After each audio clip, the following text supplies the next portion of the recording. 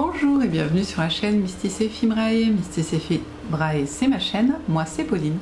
Et je vous retrouve aujourd'hui pour ce 16e jour de Vlogtober. Aïe! On a officiellement dépassé la moitié du Vlogtober. Ça fait maintenant 16 jours que je viens vous voir tous les jours pour papoter un petit peu sur un sujet dérivé du cottagecore. Et aujourd'hui, donc, en ce 16e jour, on se retrouve avec notre, bien sûr, tasse de thé.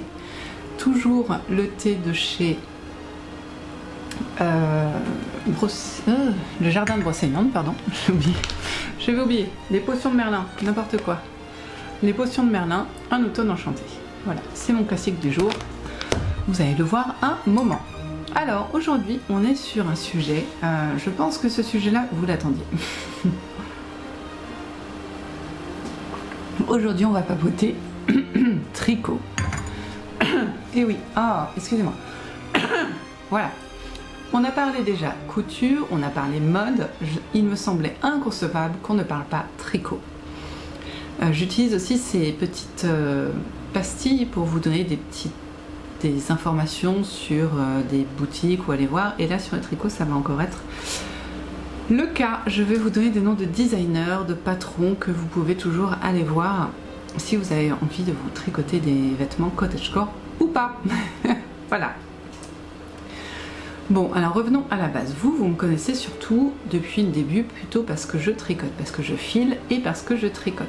J'ai commencé les vidéos pour parler un petit peu filage et je file parce que je veux du fil pour tricoter. Donc le tricot, ça a vraiment été la base de mon arrivée sur les réseaux. Et vous savez que je tricote beaucoup. On est sur une moyenne de 2 à 3 objets par mois. Alors je parle pas de pull à chaque fois, hein. On va parler plutôt de mitaines, d'accessoires, de châles et de pulls. Donc de châles et de pulls. Et j'ai toujours beaucoup aimé chercher, fureter sur Ravelry et trouver de nouveaux patrons, de nouvelles marques.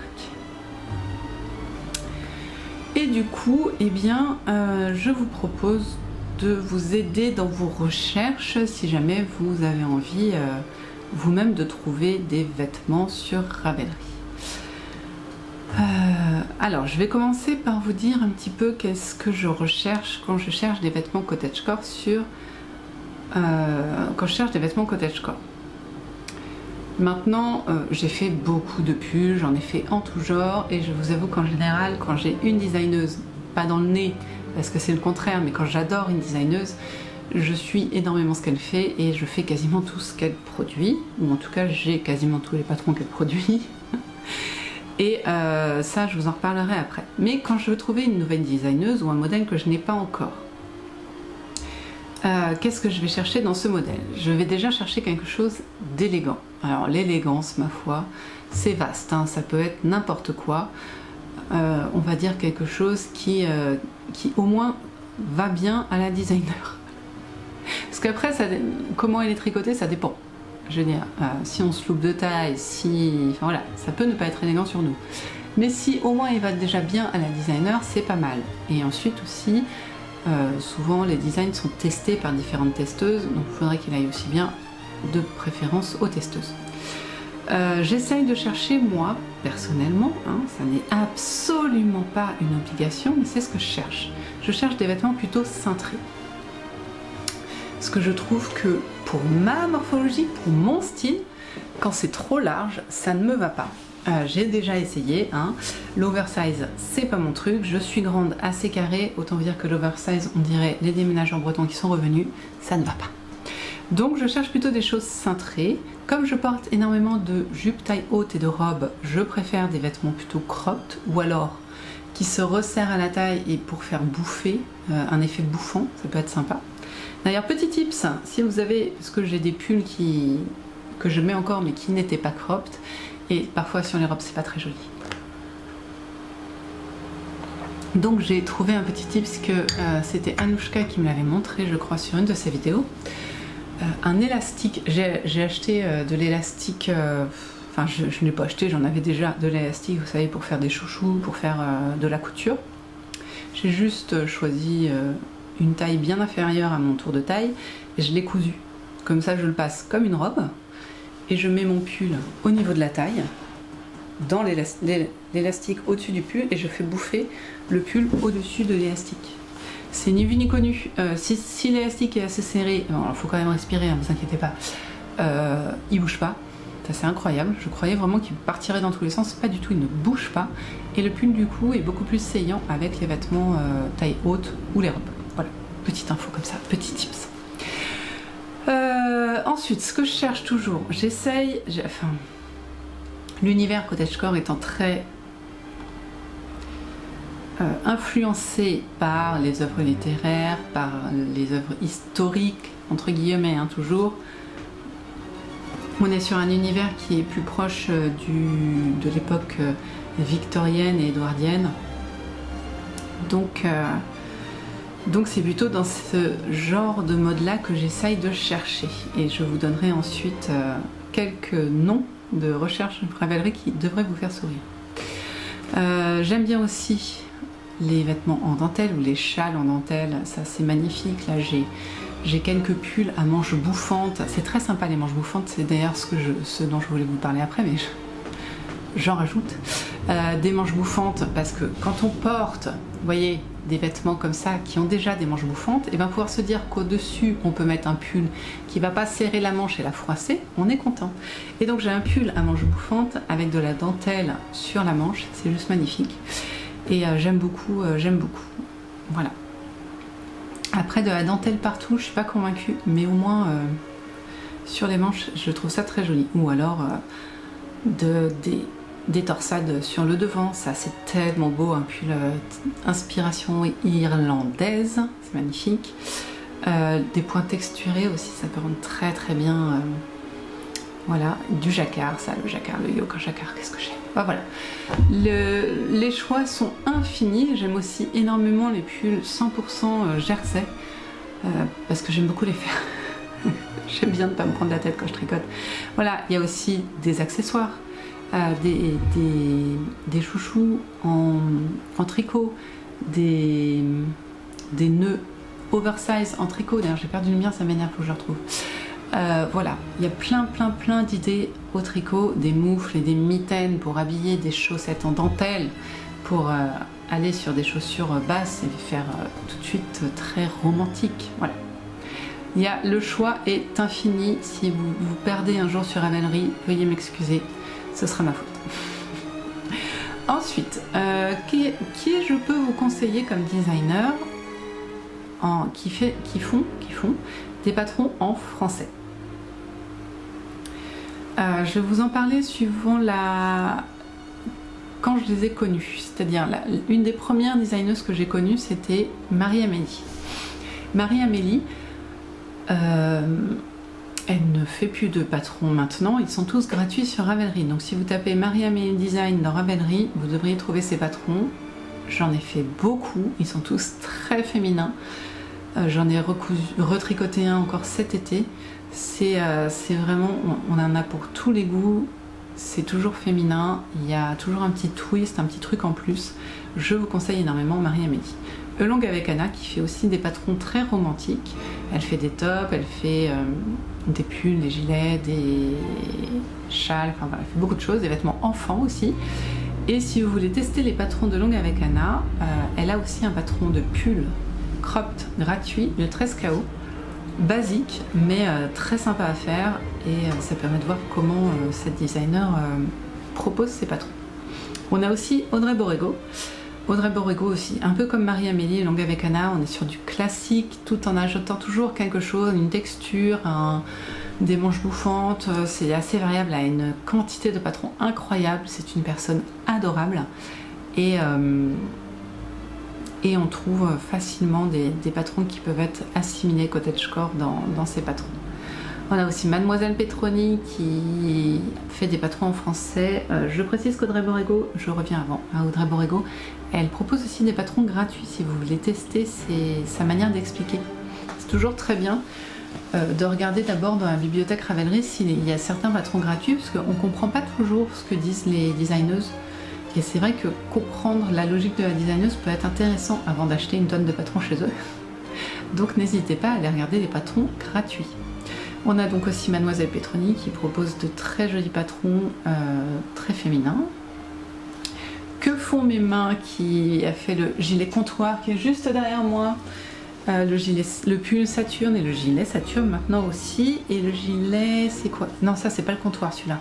Celui-là c'est le passe-miroir. Mais le comptoir est très joli aussi, j'ai très envie de le faire. Voilà, donc Que font mes mains qui fait aussi des patrons très jolis, très bien expliqués et en français. Loli la fée qui fait aussi des patrons en français, toujours très féminin. Et Émilie Louis, souvent il y a de la dentelle et c'est un mélange mohair et elle fait souvent des mélanges de mohair et de laine, Émilie Louis, mais c'est voilà.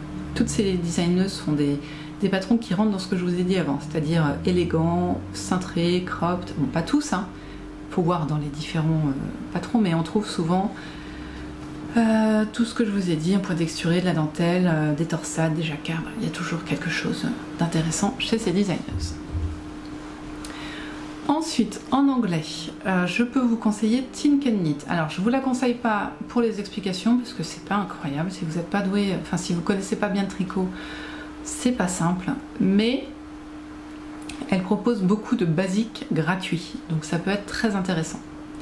Et Tin Can Knit, c'est elle qui a fait le Love Note que tout le monde a vu, qui est un patron et que j'ai aussi cropped, à la base cropped, mais on n'est pas obligé de le faire, avec un yoke en dentelle magnifique.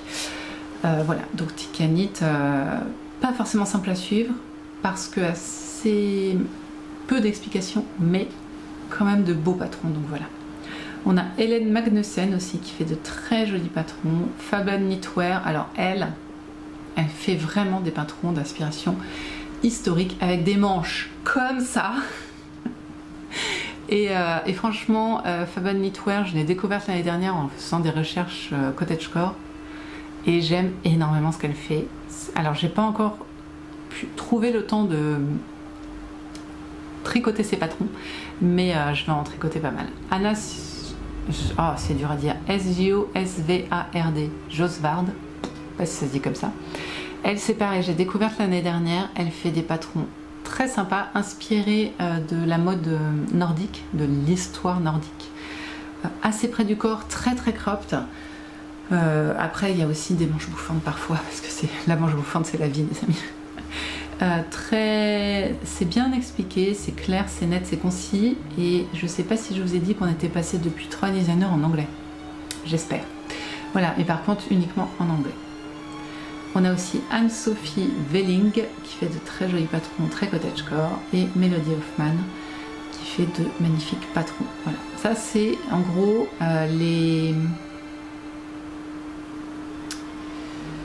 je vais pas trouver les designers que j'ai dans ma bibliothèque Ravelry, et quand je cherche un vêtement cottagecore, c'est les vêtements cottagecore à tricoter que j'ai dans ma bibliothèque Ravelry.